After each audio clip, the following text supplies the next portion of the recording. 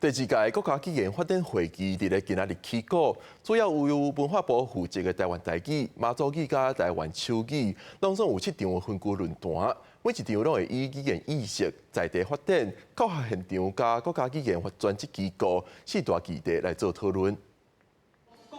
2024年国家语言发展会议7月27日在台北举办台湾台语北区论坛，头起先就来讨论台语名称的议题。有学者提出联合国地名标准化的原则，来呼吁政府应该爱用尊重语言族群的方式来恢复台语的名称。他证明为首尔，伊讲吼，我本来要做中国城啦，吼，我要做首尔啦，吼，他从他称改成自称。联合国的地名标准化建议会议，他说我们的地名都有自称和他称，但是他一直建议使用自称，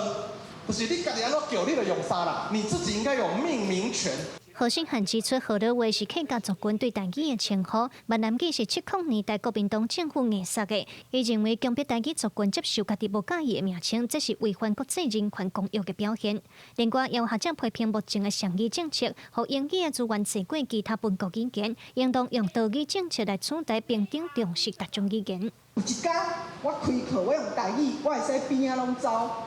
华语出来，是走英语出来，我要互较侪学生用听我的课。所以我相信咱的 AI 的技术来突破，咱未来咱鼓励愈侪人用母语，咱边仔拢有迄个 AI 的语模，我感觉这是一个会使